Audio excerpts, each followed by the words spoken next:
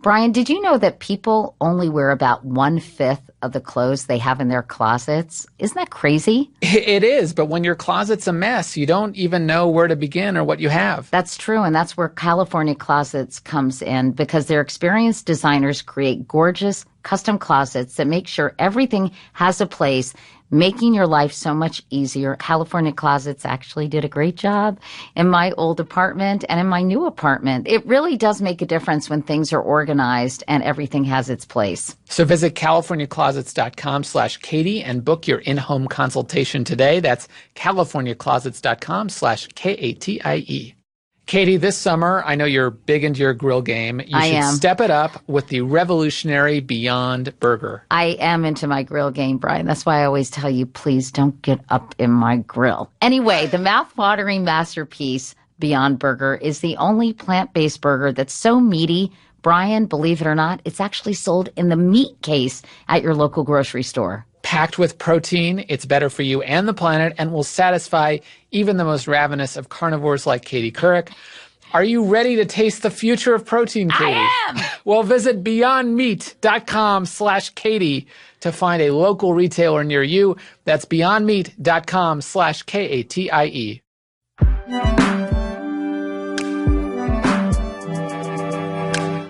Hey, Brian. Hi, Katie. Well, it was great to be with you in Los Angeles last week. It was so fun for me to see Eliza, who's gotten so big and really seems to like cheese.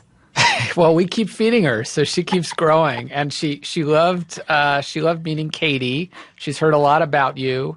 She told me afterwards that you're not nearly as bad as I said. So I think you got a new fan. Thanks a lot, Brian. I haven't seen her since she was an itty-bitty baby, and it's just amazing. She's how old now, Brian? She's almost 2, and you should come to L.A. more often and hang out. Well, do some more girls chat with Eliza. She was adorable, and of course, Brian has a wonderful wife, Claire, and I always love seeing Claire as well. So we also did something we don't normally do, and that is we had a photo shoot. We were ready for our close-ups because we're taking some new pictures for the podcast. We want to freshen up the look and, of course, include your beautiful mug in more of the photos. So I don't know. I think you have a future in male modeling, Brian.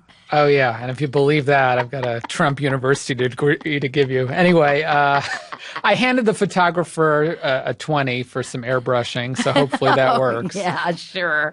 Anyway, it was a lot of fun, and it was fun to see you. And as I said, it was great fun to see Eliza and Claire. Meanwhile, I'm back in New York.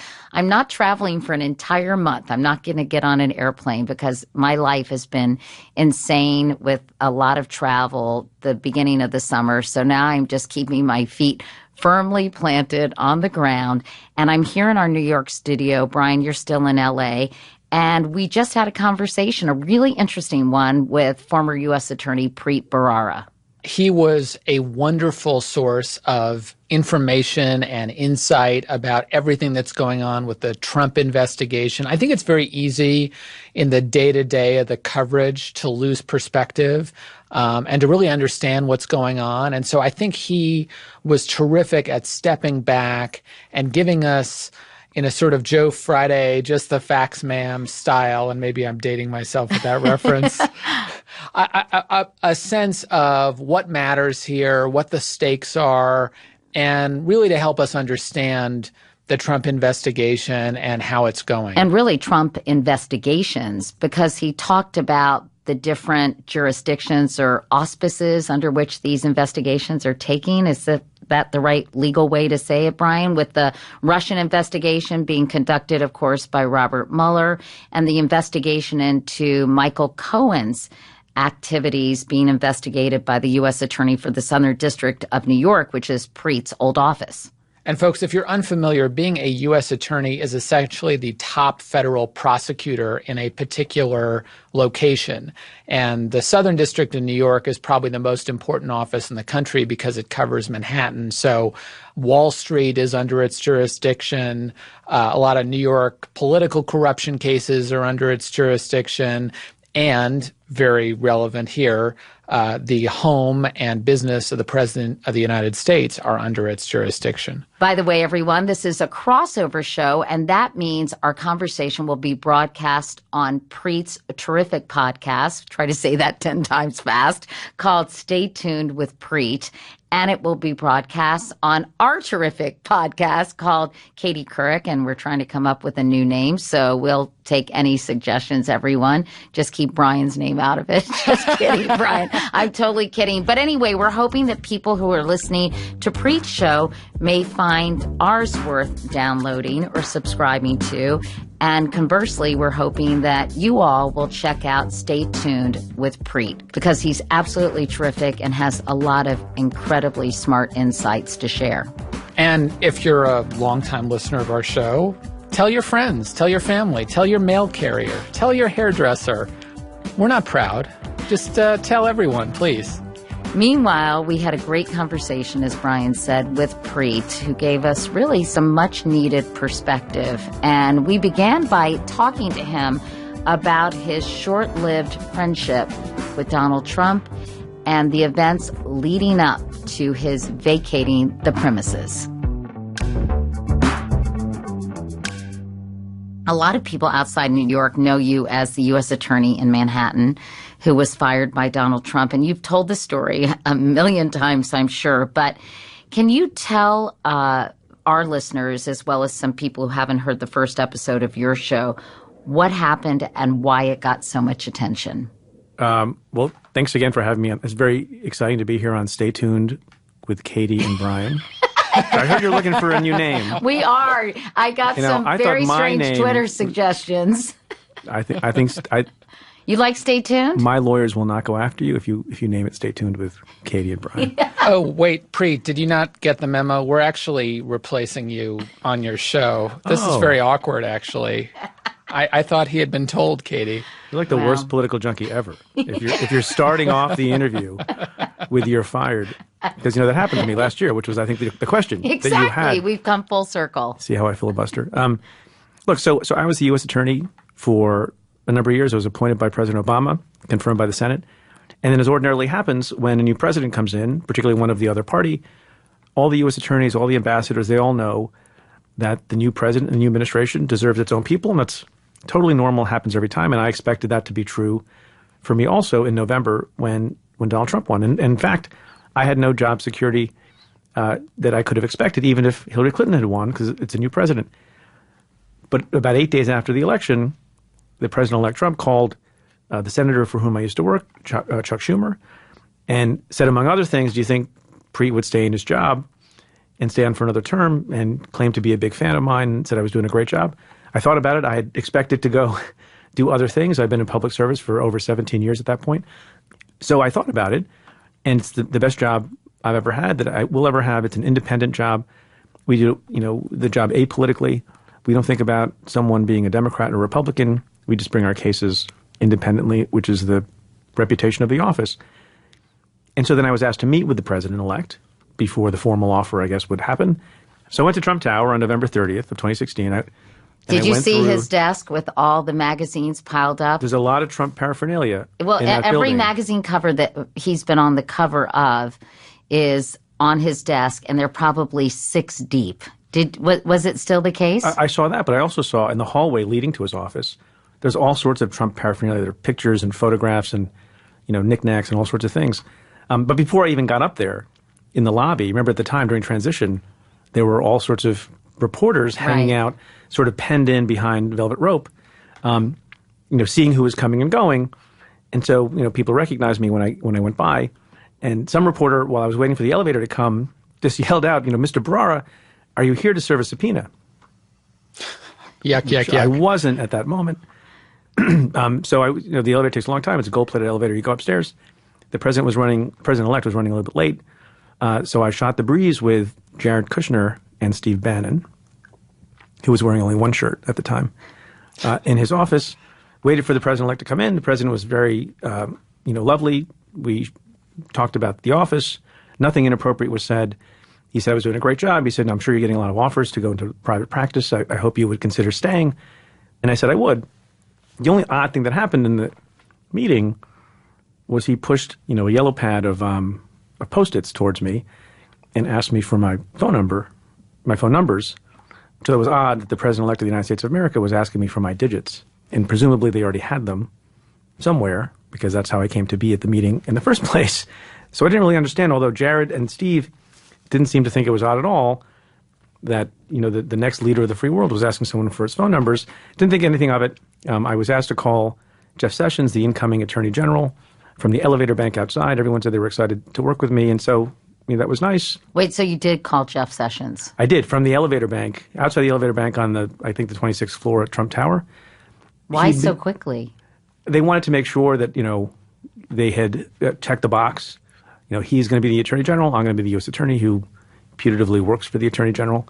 They just wanted to make sure that he was looped in, and it wasn't just the President and his staff deciding on their own. Right. It was a sort of a consultation with a cabinet official who's the most relevant one for my purposes. And also the right thing to do, right? Good form. So he said, nothing if not good form. So Jeff Sessions, who I knew a little bit when I used to work for Senator Schumer, he was the ranking member on the subcommittee for which I worked, so I knew him a little bit. He said, looking forward to working with you. Then I went downstairs, and I had asked President-elect Trump if they were going to be making an announcement. And he said, well, was there press when you came in? I said, yes, there was. Well, did they recognize you? And I said, yes, they did. I didn't tell them the subpoena thing, so I thought he might not appreciate it. How funny would that be now? It's a little funnier and more relevant now. But he said, why don't you go back out and just tell the press that I've asked you to stay. I think you're terrific, and I've asked you to stay. And so I did.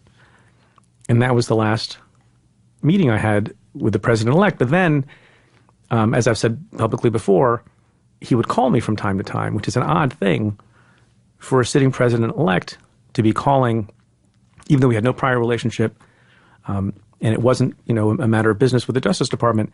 He called me in December, then he called me again 2 days before the inauguration. And what did he call you about? Well, he seemingly just to chat and make nice. It was just small talk. And it seemed odd to me at the time. Now we know he does that from time to time. He cultivates people. We know from Jim Comey's testimony that from time to time the president would call him. He never asked me to do anything inappropriate. He never asked me to do anything untoward. But it's a little odd for someone who has, about to have the biggest job in the world to have time to call, the local U.S. attorney in Manhattan, who, I will note, has technical jurisdiction over, among other things, that person's businesses, that person's residents, that person's associates. Were you conducting any investigations at the time into anything Trump-related? I'm not going to answer that broad question, but I will say that at the time, publicly, there were calls from my office to look at all sorts of things, including the emoluments clause that people have heard things about. So fast forward to the time, so when I got those calls from the President-elect, I let the head of transition know, and I made sure that people on my staff knew, and we decided it was okay to return the calls because he was not yet the President of the United States, and there was no actual Attorney General at the time, and he didn't say anything that he was not supposed to say. But it was just a weird.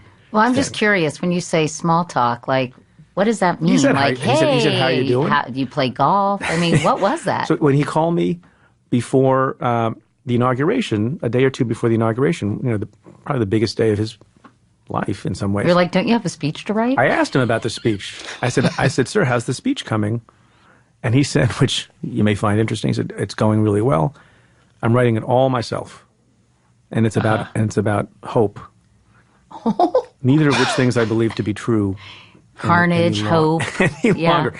Maybe the wordsmiths got to him between like the Wednesday and the Friday. I think Steve Bannon got to him. He may have. He asked me if I was doing all right. He told me some stories. About? He told me how lots of people were coming to see him. He was very impressed that governors all around the country had their hands out and wanted government handouts. So it was basically like he was trying to be your buddy. Am I right? Yeah, my view is now, based on other things that happened and on calls he made to Jim Comey and the way he conducts himself and the way he sort of violates the protocols and norms of the Justice Department independent investigation, and the way he conducted his business previously, that he doesn't see walls between law enforcement and politics, and that it's good for him to cultivate a relationship and be buddies with people if at such time you want a favor, and again, this is just speculation on my part, but it's quite educated speculation.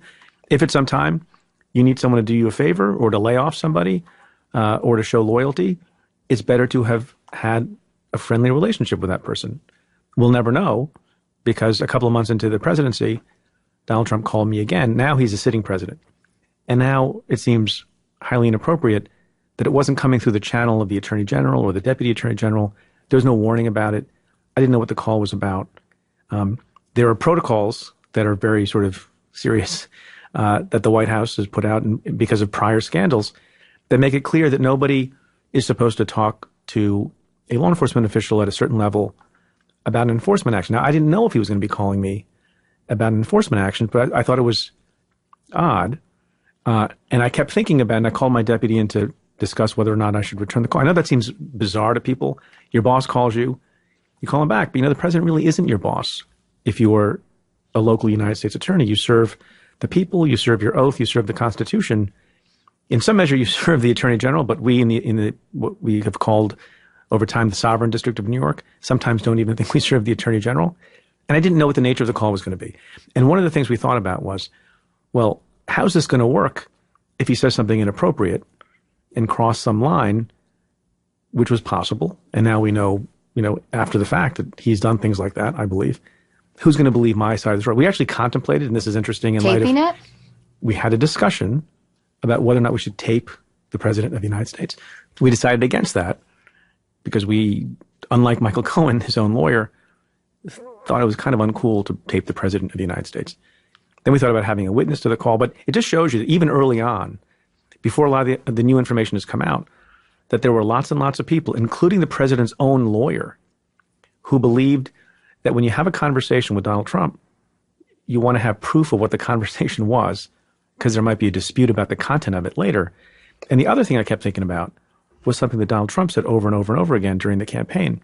He kept casting aspersions on Loretta Lynch for having that now famous meeting at the tarmac with former President Bill Clinton, whose wife, Hillary Clinton, was under investigation. And that was just sort of a nice chit-chat, the participants claim, and I believe that to be true because I trust Loretta Lynch. I think she's an honorable person who wouldn't violate her oath. But Donald Trump himself got to say over and over and over again, what do you think they were talking about? I'm sure they were talking about the case. And I'm thinking to myself, even if the President of the United States sought to have an innocent conversation with me, which I don't know how he has time to have a conversation with me, given everything else going on in the world, who's going to believe that if later it looks like we chose not to investigate something, or we were investigating something and chose not to bring a charge against an associate? It has all the makings of an accusation that we had some side deal. I went to Trump Tower. I kissed the ring. He asked me to stay. I agreed to stay. There was some deal of friendship or loyalty, and no good could come of returning the call. So I called actually Jeff Sessions' chief of staff and said, I got this phone call, and he agreed with me that I shouldn't return the call. Knowing that, knowing what we know about the president's personality, he would be, what's the technical term? Pissed off. So I called the secretary at the White House back on March 9th of 2017 and said, I've consulted with the Justice Department for a variety of reasons. I don't think it's appropriate for me to have a conversation directly with the president. No offense. And 20 hours later, I was asked for my resignation. Now, I cannot prove that those things are connected, and everyone else who was a holdover was also asked to resign. But it seems odd to me that those things would be so closely connected in time unless they were at least a little bit related. So, Preet, you won't answer the question about whether there was any Trump-related investigation. But you're going to ask me something anyway, aren't you? Well, I'm going to ask you something a little bit connected to that, which is there any evidence of Trump similarly reaching out to any other U.S. attorney around the country? No, there's not.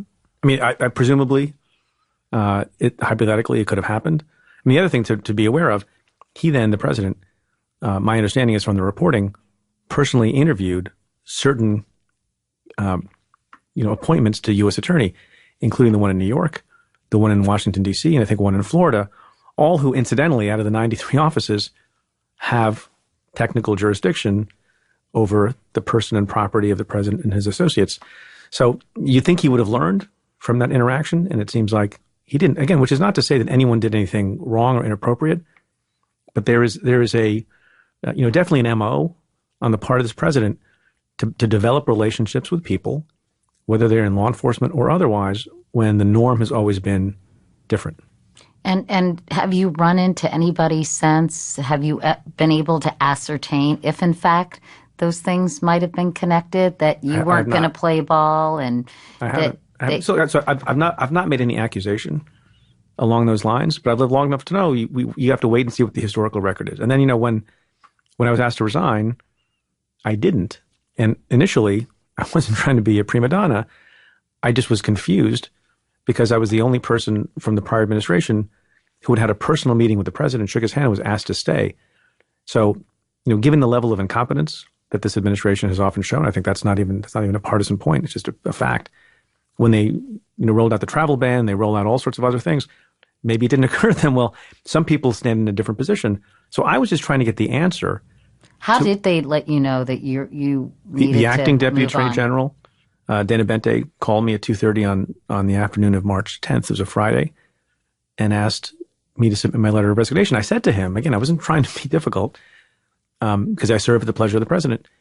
I said, are you sure it applies to me? Because, I had that thing at the Trump Tower. Bannon was there. The He deputy asked me to president, stay. Bannon was there. He asked me to stay. So this is apply, and obviously it didn't apply to everyone because two of the sitting U.S. attorneys at the time, one was Rod Rosenstein. Obviously, he wasn't being asked to resign. They didn't want him to go. And the other was Dana Bente himself. So it was unclear to me if they meant for me to be asked to be let go or not.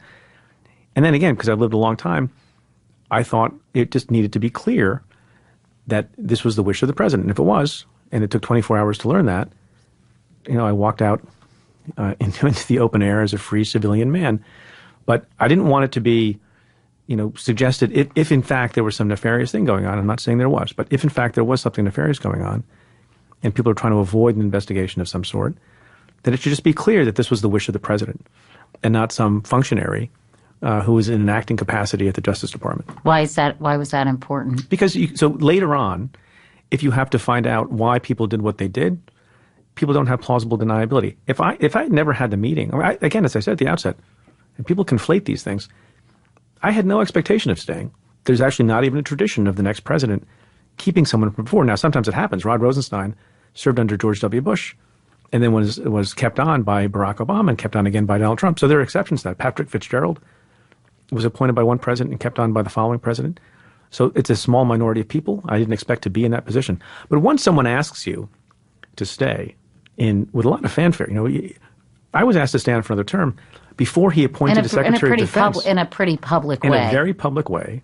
And then when you see other things that happen, and you begin to see the ways in which the president thinks about law enforcement and thinks about personal loyalty and thinks about how you interfere with things, issues pardons without going through the process, asks Jeff Sessions, as we found out later, and I believe this, can the department do something to back off on Joe Arpaio, asked Jim Comey, and I believe this also, can you back off on Michael Flynn? These are the kinds of conversations that the president thinks are appropriate. That puts into a different light the nature of the calls he was making to me. And as somebody who's been in the legal system for so long, why is that such a dangerous MO, Preet? Because the law is the law, and it's supposed to be independently enforced, and no one gets special privileges. The law applies equally to everybody, even though we have seen examples of this. These are, I think, transgressions of norms and very important norms. In this country, unlike a banana republic, elected leaders don't get to decide because they have enemies or they have friends who gets prosecuted and who doesn't based on their level of friendship with you or based on their level of adversariness towards you.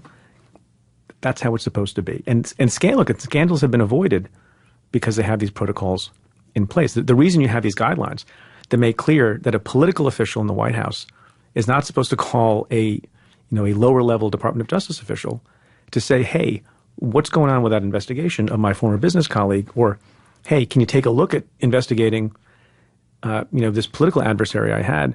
That's not a kind of country I think that we're supposed to live in. I'm just curious, and Brian's going to have a million questions, but Brian, just because there's an opening here, does it concern you? Does the nomination of Brett Kavanaugh concern you for that reason, that he seems to have a particular view about the power of the presidency? So I think there's reason to be concerned that Brett Kavanaugh has a view a little bit conveniently adopted after he had a different view as a policy matter. As people may know, Brett Kavanaugh, one of the first things he did as a lawyer was work on the Starr investigation of a sitting president, and appears to have had a quite different view of what you can subject a sitting president to. And later, he has had a slightly different view. He had an epiphany somehow. Yeah, look, it can be working in the understandable. White House. I mean, this was not a crazy story that experiencing the incoming that you see actually working inside the White House, which he did under the George W. Bush administration, he changed his mind and he acknowledged that it was a different position. Look, I credit his statement that he changed his mind more than I credit what I've seen Rudy Giuliani do. I mean, I saw Rudy Giuliani on TV recently saying that a president does not have to obey a subpoena for testimony, when at the same time, I'm forgetting who it was on cable television, showing him a video of himself in 1998 saying the exact opposite. And rather than say, I had a change of heart or I changed my mind, he said, I never said those things. So Rudy Giuliani uniquely in public life and American law can have two opposite ideas in his head at the same time and claim them both to be correct. Well, the difference is one president's a Democrat and the other's a Republican. Right. And do you think that Brett Kavanaugh's nomination was more appealing because of his change of heart? I'm prepared to believe that. Look, what I think is clear, no matter what you think about the president, is that he doesn't do a lot of homework. I doubt, in fact, I would bet everything I have that he didn't read a number of opinions by Brett Kavanaugh. I'd be shocked if he read even one. I'd be shocked if he read the briefing materials that were put together when we prepared senators for confirmation hearings and to figure out what our views would be on particular people who might be nominated. Those briefing materials go to many, many, many, many, many pages, sometimes hundreds of pages. So I'm prepared to believe that Donald Trump, took advice from, as everyone knows, the Federalist Society and the Heritage Foundation to come up with his list of first 20 and I think then 25. Brett Kavanaugh was added later to that list of people who the conservative community of a particular stripe thought were good and people on the conservative side of politics would support. And then in getting briefed orally, casually, some of the bullet points that must have been suggested to the president would have included this idea that Brett Kavanaugh has been putting forward, that the president can do, exercise his power in a very broad way. And I'm sure that was a little bit music to his ears. I don't know if that was the basis. I think other presidents who are not in the legal jeopardy that President Trump is in might have also appointed Brett Kavanaugh. I think if Jeb Bush had become the president, Brett Kavanaugh would have been at the absolute top of the list. But I wouldn't be surprised if it was a little bit of icing on the cake. Well, it is striking that in his first public statement as President Trump's nominee for the Supreme Court, Brett Kavanaugh said, no president has conducted a more thorough or comprehensive process to pick a nominee than President Trump has, which is kind of an extraordinary statement. I mean, how does he know the answer to that? It's one of the most bizarre and demonstrably false statements ever made, which is saying a lot. How do you know it's false? How do you know it's demonstrably false? Because the historical record shows that multiple presidents, some presidents don't consult that much, that multiple presidents have consulted extensively with the other party. There are books on how Bill Clinton, and you might not like his nominees if you're a conservative, how he reached out across the aisle, talked to Orrin Hatch and other folks, who I think that during one of these periods was high-ranking or the chair of the leader of the Republicans on the Judiciary Committee, to vet the possibility of people he would be nominating. On the other hand, the documentary evidence and the testimonial evidence, if you interview people, on what Donald Trump did was merely, as some people say, outsource the decision of who to put on the list to the Heritage Foundation and to the Federalist Society. No one has come forward with any plausible suggestion of any sort by anyone that President Donald Trump consulted with any member of the other party. And other presidents have, kept this sort of internal as well. But to say that he consulted more widely than anyone else ever, I think is demonstrably untrue. It's time to take a quick break. When we're back with Preet Bharara, we're going to dig into much more, from whether Michael Cohen has flipped to what advice Preet would give to Donald Trump if he were his lawyer.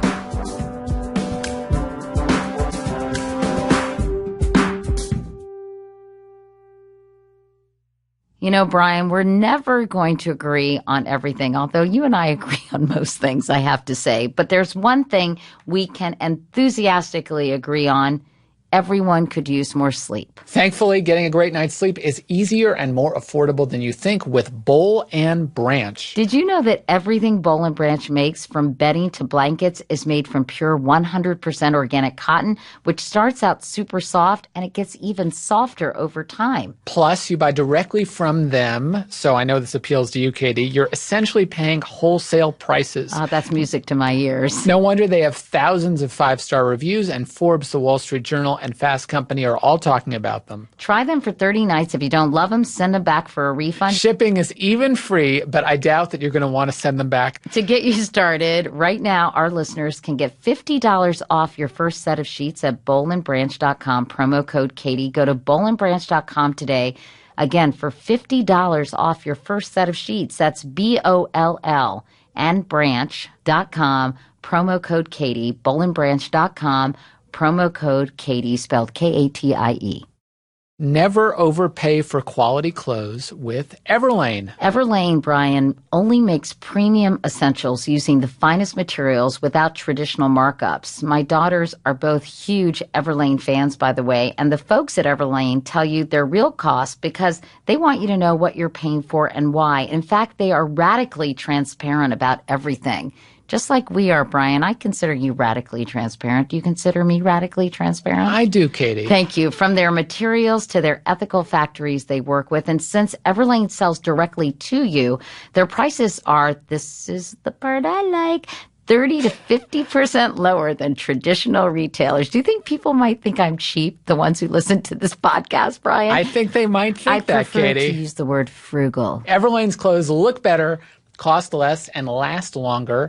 And you get essentials like the cotton t-shirt, which I really liked, the cashmere crew in navy blue, which I'm very styling in. I really love their loafers. They're kind of classic with the twist and come in cool colors. And I also like their Oxford cloth pinstripe shirts. I just think they have really cute clothes. And right now you can check out our personalized collection at everlane.com/Katie. You'll also get free shipping on your first order. That's everlane.com/KATIE, everlane.com/Katie. And now back to our conversation with Preet Bharara.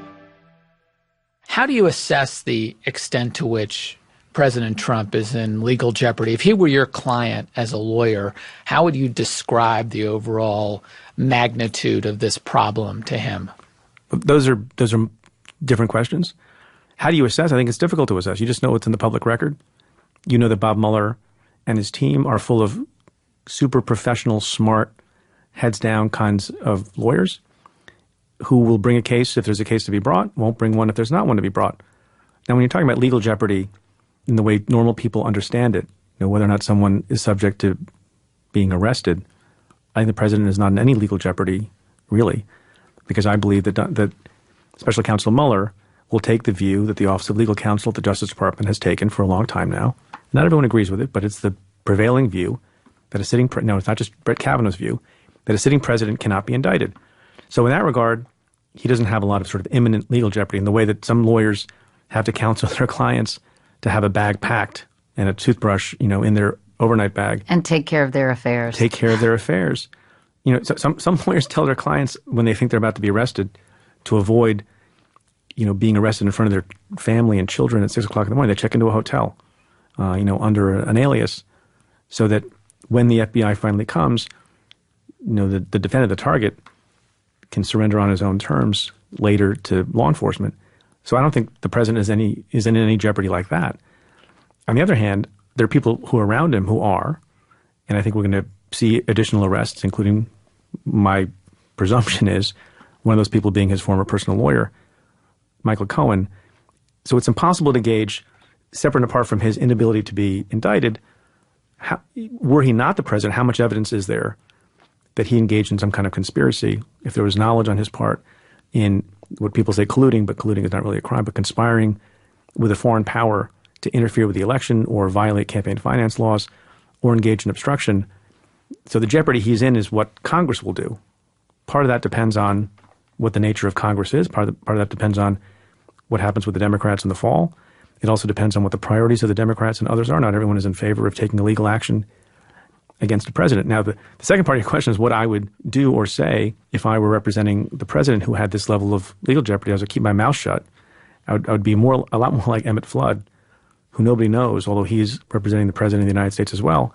We just see the PR offensive that's not particularly helpful to the president by Rudy Giuliani on TV, and before that we saw the same from John Dowd and from Jay Sekulow.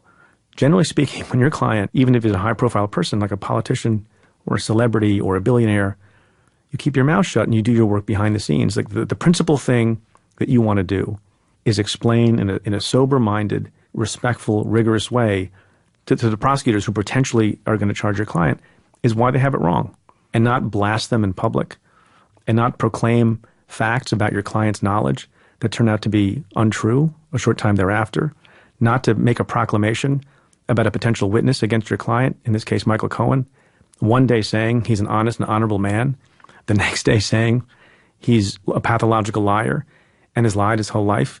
And part of the reason you don't do that is first of all, you look like a fool. Second of all, you don't serve your client well. And in particular, the reason you don't serve your client well is you don't have credibility.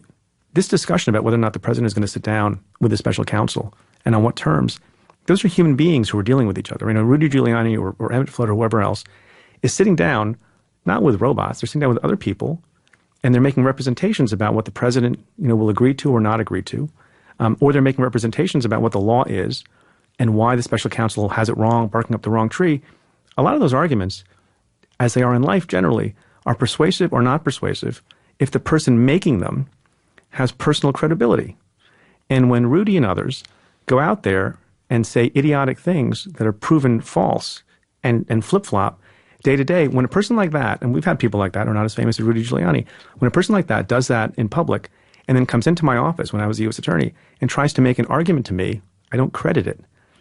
And that's a failure of lawyering on the part of those guys. But do you think they're doing that for public consumption? There are Sure. two different audiences they're appealing to. And do you think there is a method to their madness that people are so confused at this point? They can't make head nor tails of anything, right? I'm always careful not to attribute too much cleverness and strategic thinking on the part of people who look like they're saying silly, self-contradictory things. It's possible, and that's obviously how folks are going to spin it. But I don't know anyone, even supporters of the president, who actually think that the constantly changing statements of Rudy Giuliani are helpful. In fact, I think I saw in the last couple of days a former lawyer to the president in other matters, I think his former divorce lawyer, who it seems remains loyal towards the president and affectionate about the president, said that Rudy Giuliani's representation is a disaster. That said, maybe what Giuliani is doing is acclimating the public to the idea of collusion so that if and when Mueller proves it, the reaction is, oh, of course, we knew there was collusion. Just like when Ken Starr proved that Bill Clinton had the affair with Monica Lewinsky. Right. It's the old And news. he's kind of moving the goalpost, right? So people will be less shocked and more inured to this whole notion. Look, it's possible. Anything is possible.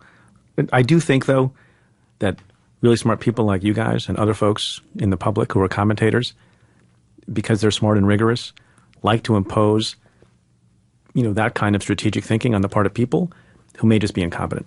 Can we ask you about Michael Cohen's case? Because your old office is investigating Yeah, it. I have no personal knowledge of it. Everything relating to that case But what began, you've read, started after. you've Yes. seen in the public. Yeah. So clearly he's flipped, right? I wouldn't say clearly. Well, because remember, two things have to be necessary, right? First, the guy who is in trouble, in this case, Michael Cohen, has to make the decision that he wants to cooperate with the government. And that seems fairly clear, as your question and your smile indicates to me. But a second thing also has to be true. The government has to want your cooperation. The government has to believe, the prosecutors have to believe that this potential target, in this case Michael Cohen, has substantial assistance to offer. Now, everyone has been assuming, I think it's not a terrible assumption, that Michael Cohen knows where a lot of the bodies are buried, can cooperate with respect to a lot of folks, perhaps even the President of the United States, and that he has stuff to give. But then there's another, sort of a third issue as well. Let's say the first two conditions are met. Guy's in trouble.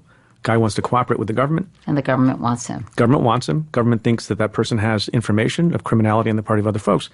The government also has to believe that the witness is going to be truthful going forward. Also has to believe that the witness is going to be effective. I'm not saying this is true of Michael Cohen, but he's got a lot of baggage. I think Rudy Giuliani's second assessment of Michael Cohen is the more correct one, that he's lied his whole life, and presumably on behalf of Donald Trump, that the first assessment of his being honorable and honest was not true. Prosecutors put on people who have told lies before and who have killed people and have committed fraud. We put them on the stand to prosecute other people. But you have to go through a real serious assessment of how that's going to look, of whether or not they've really turned the page, whether they're being fully honest with you. There are people who, I'm not saying this is true of Michael Cohen, but just remember that there's these other things. His mere willingness to flip against somebody, including maybe his former client, is not necessarily sufficient. And it is true that some cases never get made because the witness is so flawed and so unable to come to terms with the whole truth that they're not usable. Do these tape conversations change any of that? It would be one thing if there were no tapes, right? If it was sort of... What the tapes... look, so the one tape that's been released looks like it was suddenly and abruptly shut off. And, you do have to worry about people who claim that things were said, but they selectively tape. All these things I'm about to say are hypothetical. We don't know if Michael Cohen, for example, has 3 other tapes in which he looks terrible and he destroyed them. Let's say there's an email about that. Let's say there are times when he was on tape, spinning a false story. So he would have something that looked like it was credible and tape recorded, but was really not true. That would then cast into doubt things on other tapes where he was telling the truth. I just don't know the extent of this. And I will tell you also that prosecutors all the time put on unsavory witnesses on the stand because that's the nature of it, right? If you're a bad guy and you committed crimes with the mob, you're going to have the information about other guys in the mob. But there is a meter of unsavoriness that we look at. And the idea that a guy was recording his own client does not sit well with prosecutors who are, by definition, lawyers as well. And it may be okay, but I think people are going to have to think long and hard about how they're going to use a person like that. And by the way, on top of all that, the other thing prosecutors don't like, this is a guy who has another lawyer, Lanny Davis, who's trying to one-up Rudy Giuliani. Prosecutors don't want people to come into their office who are going to be witnesses and then worry that the next day they're going to go right on television, or their lawyer's going to go right on television and say, here's what the prosecutors are thinking about. Here's what I got asked. Here's what my guy's going to do. We hate that. It's terrible. It's awful. So there are all sorts of thorny issues when you're dealing with what it seems like a somewhat not controllable witness like Michael Cohen, who also looks like he's lied a lot. And I know you can't get inside their heads, but what do you think Rudy Giuliani and Lanny Davis are thinking when they say yes to do all these TV shows? That's a great question. Look, each of them has sort of the big-mouthed lawyer who's going on television. Maybe it's a split strategy, but each of them also has a very well-respected, quiet, behind-the-scenes lawyer. In Michael Cohen's case, it's Guy Petrillo, who I worked for in private practice and who worked for me as the chief of my criminal division when I first became the U.S. attorney. He's as solid and competent and as ethical as they come. And so maybe it's just a decision that some high-profile subjects and targets make. It's like, you know what? I have my legal strategy, and I got my brainiac nerd lawyer, Emmett Flood, Guy Petrillo, to do that, who have great credibility with the special counsel, and they do that negotiating. And then I have my blowhard guy, and my blowhard guy goes out on television, mucks things up, looks strong, and sates the president's need to have someone go on TV defend him. And I guess that's totally possible. It's not the way I would do it or you guys would do it, but maybe that's the way it's done these days. I have one more question about Michael Cohen, and we can take it out if it's super stupid. But he's being investigated for, is Michael Cohen being investigated for the collusion stuff or the Stormy Daniels stuff, or is there overlap? I don't think that's a stupid question at all. I think it's a really smart question. And again, I don't know, but the following things we know to be true. One is that Bob Mueller has an investigation that's focused on Russian interference, meddling, attack on our election. And then related to that, whether or not anyone on the Trump campaign knowingly helped them, right? What people refer to informally as collusion. And third, whether or not there's been any obstruction. So we know that to be true. The second thing we know to be true is that rather than retain whatever investigation or whatever bad things the Mueller folks found about Michael Cohen, they decided in combination with Rod Rosenstein to separate that part out and give it to my old office, the Southern District of New York, which suggests that the things, and the lawyers have made this point, and it's a smart point, and better for the president, which makes it appear that the things that are being looked at on the part of Michael Cohen by the Southern District of New York broader in scope. Are broader in scope, but separate from the president and have nothing to do with Russia.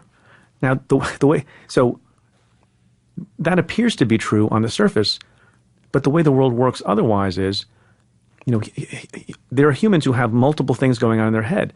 And so it may be true, and this happens all the time, that you take a look at one cooperating witness and then they flip. They don't just flip as to the taxi medallion issue, which is reportedly something that people are looking at, or, a particularly, compartmentalized money laundering issue or some other fraud.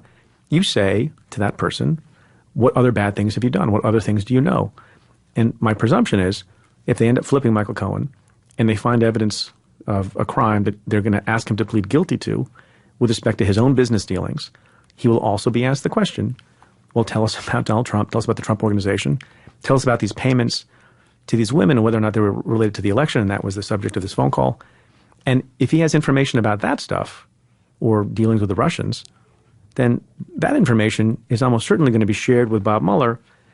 So it's not completely compartmentalized, because the information in this human's head, in Michael Cohen's head, is not compartmentalized that way. So does Bob Mueller's team have access to all the material that was, what would you say, that was seized? Seized from Michael Cohen's office? So my guess is, I don't know what arrangement they've worked out, because you have competing jurisdictions all the time.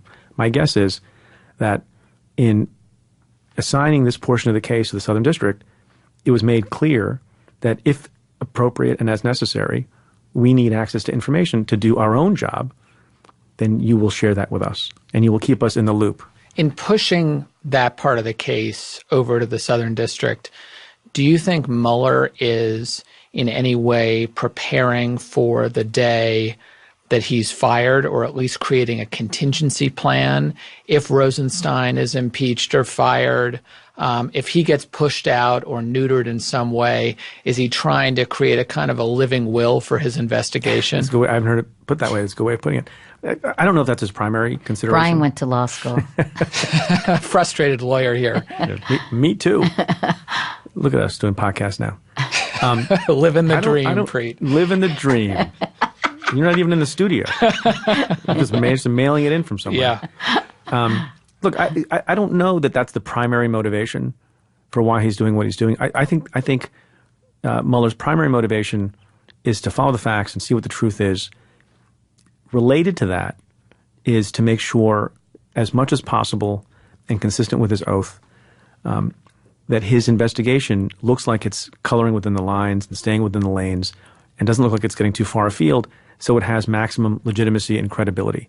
And so if they found something that seemed, a little bit out of left field with Michael Cohen, I think it's more likely they were just trying to show, when later eyes are going to be looking at all this in hindsight, that they didn't agglomerate to themselves every possible crazy thing that anyone associated with Trump has ever done and sent it to the Southern District. It's probably nice, benefit on the side for there to be multiple investigations going on in different places. So it's a sort of an incidental living will. That case against the 12 military intelligence officials in Russia, the GRU, that's no longer with Mueller principally either. That was transferred to the National Security Division. So it is true what you're pointing out, I think is a smart observation, that things that have begun in the Mueller, crucible, some of them are being parceled out to other places. It just makes it a lot harder to unring the bell. It's so gratifying to hear that there are so many interesting cases involving the president that can go on simultaneously.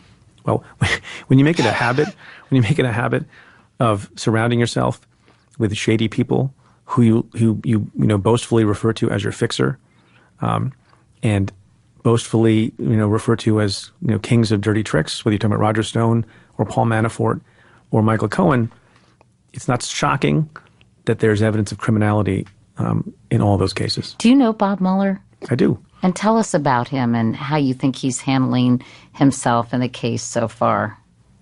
So Bob Mueller, anybody who's ever worked with him respects him, admires him. He's a guy before he became known to us here, served his country. He volunteered to go to Vietnam. He had a privileged upbringing. He went to Princeton. He was a lacrosse star. And when one of his lacrosse teammates after he graduated from Princeton died in Vietnam, unlike some people, you know who I'm referring to, he volunteered for service, was wounded in battle, and spent basically his whole life in public service. Every time he's been offered something to do in public service, whether it's that's U.S. attorney or chief of the criminal division or FBI director, he says yes. He does it. He doesn't need all these jobs anymore. But people forget, now you can swift boat anybody, I guess. You can take somebody who served his country, who is a Republican, who's never been besmirched in any way like this before, about whom Newt Gingrich said at the time of his appointment, everyone can relax because Bob Mueller is a professional. This is a guy who started serving as FBI director right before 9/11. And when the 10-year term expired, there were about 320 million people in the country. Rather than find someone who could then replace him, Barack Obama, who was of a different party than the president that appointed Bob Mueller in the first place, and the Congress got together and with a unanimous vote, rather than find some other person to replace Bob Mueller, they changed the law, I think 100 to 0, and extended his term for 2 years. So here's a person, no one's a god, and no one should be put on a pedestal unduly. But of anyone in the country who is in law enforcement, there's no one who had a better reputation than Bob Mueller. Now, how's he conducting himself? I think he's doing what he's always done. And in my observations of him, both as the United States Attorney, I work with him as FBI director, and then observing him separately, he doesn't talk to the press. He keeps his head down. He does his work. He's not afraid of anything. And he's not afraid of anyone.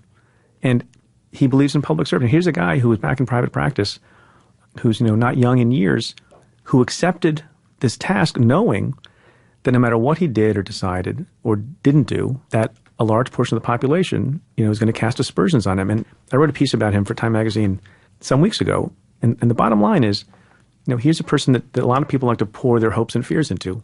He's either a savior for the progressive left, or he's a villain to the Trump supporters. He's neither one of those things. He's I think, just a by-the-book lawman who's trying to do the difficult job that he was given.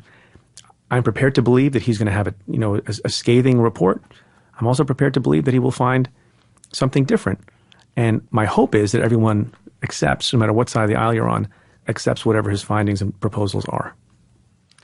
Before we move on from the Trump administration or from the Trump investigation, I wanted to ask you one other question, which is, you said earlier that collusion in and of itself is not necessarily a crime. Giuliani said something similar this morning on CNN. It's July 30th that we're recording this.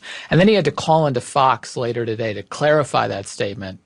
And he said the president didn't do it, but even if he did, it wouldn't be a crime. Can you explain that concept of collusion not being a crime? And if collusion isn't a crime, what are we all doing here? Yeah, so I don't know where the word collusion came from initially. I think, look, there are words in the English language. Is it a legal term, Preet? So it's not. So that's the point I was about to make. That there are certain terms that have both specialized legal meaning and also colloquial meaning, right? And collusion is not one that you see in the statute. There's statutes that talk about conspiracy, that talk about aiding and abetting, that talk about acting in concert. But there's not one that says collusion. It's a word that's sort of easy for people to understand that has a... Oh, I think you think of colluding with the enemy. Yeah, and it has a connotation of dastardliness about it. But it's like just a shorthand. Boris and Natasha. Exactly. Appropriate example, Katie. Exactly. Who I think have been indicted under seal. I'm prepared to predict that. So it's a shorthand way of talking about things that people talk about all the time. In the same way you say, someone's a bad guy, that doesn't mean that people are either subjects, targets, or defendants. There's not bad guys and good guys. So it's a shorthand that people in the press use. The president has seized upon it to say that there is none of that, which is neither here nor there. And now, because it's a shorthand term that has come into popular use, it's convenient for people to say there's no such thing, which is why people like me like to say that doesn't have any specialized legal meaning. But things that might constitute, in ordinary parlance, collusion can also constitute a crime, right? So if there were, for example, if it is true that these Russian GRU operatives engaged in this hacking with the assistance of and the knowledge of and or maybe the direction of people in America who were on the Trump campaign, perhaps Roger Stone, who's alluded to in the indictment, not charged yet, then that is both collusion in the sort of layperson sense, and it's also potentially conspiracy. So, again, I don't think we make too much of this idea that collusion is not in the statute, but there are conspiracy statutes that don't have the word collusion in it. That doesn't mean that things that would ordinarily constitute collusion are not a crime. Does that make sense? Yes, yes. So it's really semantics we're talking about. Correct. And a lot of people ask, what is taking Robert Mueller so long? It's not that long. It takes a long, look, what people don't understand is it takes a long time to investigate things, in particular white-collar matters. These things take a few years, and it also depends on the scope. I mean, you have multiple indictments, multiple guilty pleas. You have multiple charges against people in other countries, namely Russia, that required not only investigation and getting of information, but the acquiring of classified information. That last indictment against the GRU-12 is chock full of stuff that most surely very recently was classified. And there's a back and forth that has to happen with the intelligence community on sources and methods to see what you declassify for purposes of making an adequate indictment, and also to maybe send a message to their intel counterparts in Russia. When you investigate a financial crime, and presumably financial things are being investigated as well, sometimes evidence is in other countries. Sometimes evidence is at one bank, and you get a subpoena return from that one bank, and you see the flow of money into an account. This happened all the time, in cases that we investigated. And it takes a couple of months to get the subpoena return from the one bank account. And then you look and see, well, what money was coming into that bank account? Well, then you got to subpoena those banks. So it's painstakingly slow work. It's painstaking, and especially when people are trying to conceal their crimes of money laundering in particular, that's all about having shell companies and having, payments go from one entity to another. It takes a while to peel the onion. How bizarre was it when you heard that Putin was inviting investigators to work with? I thought it was bizarre and scary, although more scary and bizarre is that the president seemed to say, "Hey, sounds like a great idea, along with the cyber force thing that they were going to do together." It was going to be impenetrable, though, Preet. How could you object to that? Let's listen to this voicemail from a listener who was nice enough to send in a question. My name is Marion Diemert. I live in Spring, Texas. If the results of Robert Mueller's investigation shows that Trump illegally became president of the United States, what happens to all of the wrong he's done to us as a country and as a people? What happens to Hillary Clinton, who officially won the election? Thank you. So thanks. Should I answer it? Yeah. So thanks for the question, and I appreciate the sentiment.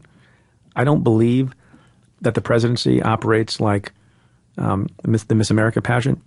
If there was fraud on the part of the president in becoming the president, and that causes him to be removed from office, then it still goes to Mike Pence. It goes to Mike Pence. And the broader answer to your question is, then I think it will remain for a lot of good people in the country to come together, get past it, to try to remedy a lot of bad things that may have been done. But it doesn't go to Hillary, sorry. I recently interviewed James Comey. I know he's a friend and former colleague of yours. He would not give an inch. I was hoping we could break some news in Aspen about his actions during the 2016 campaign, including the letter he sent 11 days before the election. Do you think he has a fair argument? And despite your friendship, do you think he should just say, I screwed up? Look, he's a smart guy, and I worked for him, and I worked alongside him when he was the Deputy Attorney General, and I worked in the Senate. We worked Friendship aside. Yeah, no. So he can say what he wants to say. I would have done it differently. And if he believes that what he did was right, then he has a right to say that and a right to defend himself. What would you have done? I wouldn't have sent that letter. I thought the letter was a mistake, and I think most people think the letter was a mistake. I understand. I mean, the best I can do when talking about other people's errors, who I think were operating in good faith. I don't think he was trying to sway the election. I don't think he was acting out of partisan interests. I don't think he had an axe to grind with anybody. He looked at, a difficult decision tree, and as he keeps saying, there was the two doors, and I don't know that I fully buy that, but what I do believe is that he was trying to make the best decision that he could make. I think it was the wrong decision. And I think you can judge people based on their decision making, both on the wisdom of the decision, but also on the intent behind the decision. And sometimes people make a mistake of judgment, which I think this was. And sometimes people can make a mistake both of judgment and of good faith, or doing something for a nefarious purpose. I think he was trying very hard to save the reputation of the FBI or defend the reputation of the FBI. I think in the longer run, it's arguable that he did it more harm than good. And I think the problem with that letter is that it was on the eve of the election, yes. And, I remember I was in a little bit in a unique position to know before the world did what the consequence of the letter would be insofar as the laptop was in the custody of, my folks, the FBI agents we were working with, the Anthony Weiner laptop, because we were investigating Anthony Weiner for these other, sex abuse related crime, sexual enticement crimes of a minor. And so we knew among a small group of people that nobody yet was aware what was on the laptop. So the sending of the letter indicated legitimately and naturally to a lot of people, including political opponents of Hillary Clinton, that there must be something damaging, because why would you otherwise? It's sort of a vicious circle. The fact that you issued the letter must indicate that there's something very damning on the laptop. And I don't think people appreciated when they saw the letter, and for their own political reason. I think a lot of people acted badly after they got the letter because it was in their political interest to make hay of it. But I think one should have anticipated that was going to happen.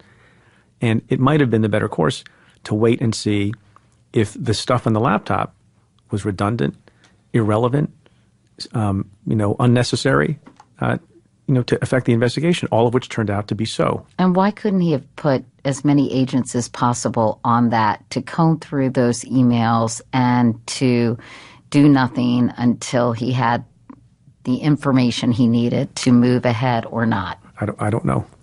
He did have the power to do that, right?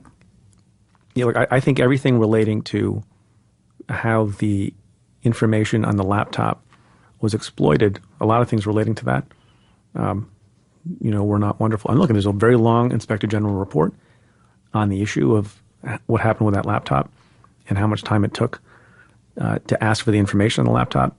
Right. My office is in the IG report to the extent that, we were staying in our lane and focusing on the Anthony Weiner, potential criminal case. And we're a little bit surprised that nobody was doing anything more quickly to exploit and look at the emails on the laptop. A lot of people have asked, Preet, would you run for office? Are you asking? Yeah. Or was that a statement? No, it's a statement and then it's a quizzical look. So I thought about running for Attorney General, and I announced on the podcast this week that I'm not. There's an open seat, and there are good people who are running for that position. Look, I think public office is important. I enjoyed having the appointed position that I had. I think there's a lot of good that can be done. I think doing things from the outside, which I'm learning about, and I have this great task force with Governor Christy Todd Whitman and the Brennan Center, which hopes to restore institutions of democracy, and I have other things planned.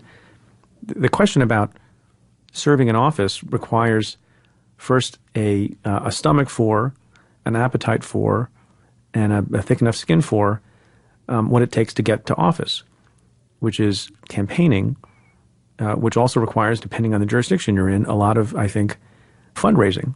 And some people can do it and some people like it less. I tend to like it less. I think there are ways to do it. Now, I'll think about that for the future. So you haven't closed the door on the possibility? What I've said often is that politics is not my cup of tea. Being a judge is not my cup of tea. What I like doing more than anything else was being a line prosecutor and being the U.S. Attorney for the Southern District of New York, which I think is one of the purest forms of public service. You could remain independent. You didn't know anything to anybody. You didn't have to ask anybody for a nickel, and you got to get up every morning and do the right thing. Some of these other jobs are not like that, and certainly the path to these other jobs is not like that, which is not to, I have great faith and respect for people who throw their hat in the ring, and I've supported some of those people. There are people who work for me who are running for office and who worked alongside me who are running for office, and I've supported them and gone to fundraisers for them. At this moment, it just doesn't seem to be for me. I'm getting frantic messages on my computer saying, Preet needs to leave. And Preet, will you come back and talk to us anytime? It's a real pleasure. And I think you should reconsider your decision not to run for office. Okay. Because we need smart, engaged people like you. And, I think it's now more than ever, we have to have people who have the courage to be the men and women in the arena, as Teddy Roosevelt would say. It's been a pleasure being on Stay Tuned with Katie and Brian. Thank you, Preet. Thanks, folks. Brian, now that we've made Preet late for his next appointment, there was so much speculation about his running for office when he left the U.S. Attorney's office. Are you surprised that he decided, meh, not for me? A little bit. The natural job for him would have been Attorney General of New York, and it's an open seat, and there are a number of people running. He would have had as good a shot as anyone. But ultimately, I take him at his word that he decided he didn't want to go through the rigors of running for office. And this is really kind of a sad thing, isn't it? Because so many people are being kept from public service because of how nasty politics have become. Well, and this is going to be a weird thing for me to say, but blame the voters.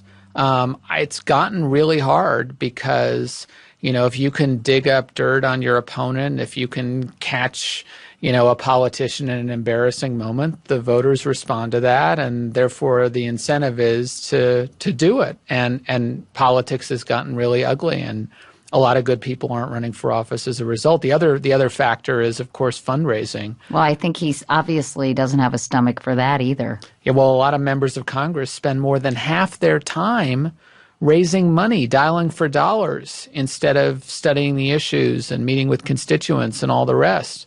Which only shows how important campaign finance reform is, right?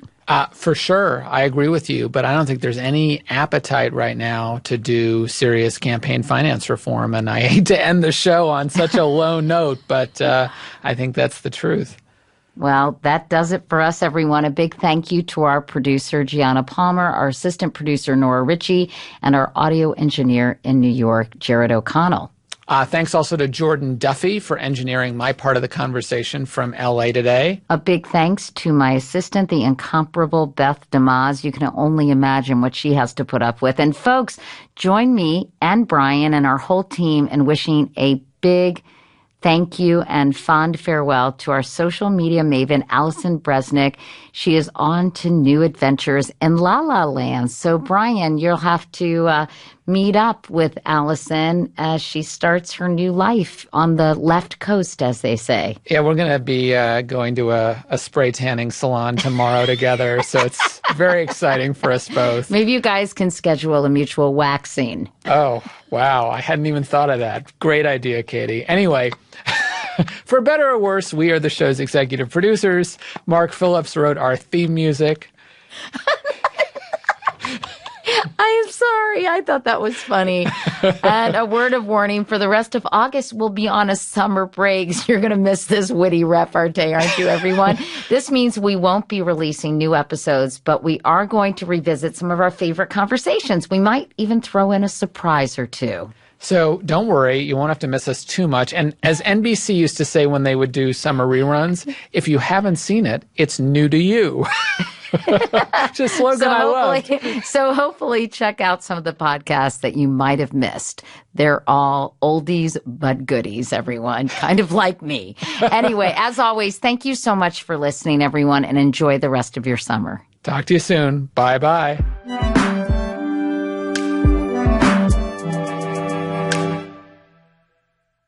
Support for today's show comes from Google Play. Did you know that you can now download and listen to audiobooks on Google Play? That's right. With hands-free listening using Google Assistant or Chromecast, you can enjoy thousands of titles a la carte. No subscription necessary. There's even multi-device integration across the Google ecosystem. And for a limited time, you get $10 off your first audiobook by visiting g.co/play/Katie.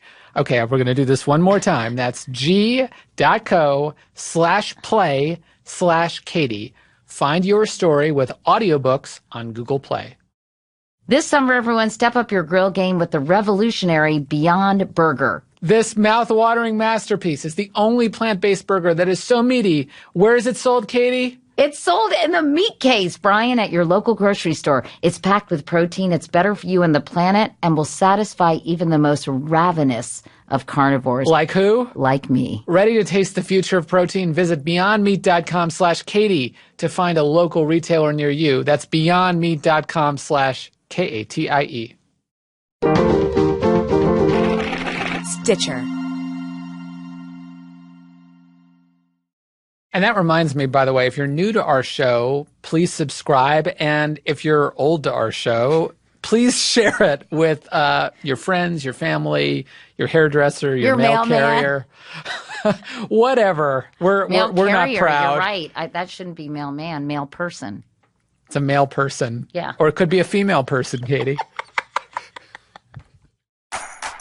Hello, I'm Josie Long, a comedian and a writer and all of that stuff, and I'm a whole lot of fun. And I'm Johnny Donahoe. I'm also a comedian, also a writer and an actor, and I'm quite fun. You're loads of fun. Thanks, mate. You're tons of fun. This is our podcast, and it's called Josie and Johnny Are Having a Baby. With You. And if you can't tell from the title, we are about to have a child. We really are. And we're clueless. We really are. We have a whole host of questions that we're trying to ask, like... How are we going to pay for this thing? Is it a problem if you lose it? How are we going to work around this thing? We're asking lots of famous people who happen to already be parents to help us answer these questions and more. Josie and Johnny Are Having a Baby With You is out now, and you can hear it on Stitcher, on Apple Podcasts, or wherever you get your podcasts. Oh, your only job in the beginning is to feed and change and hold. Feed and change and hold. But you need to sleep as well. Johnny, that's adorable.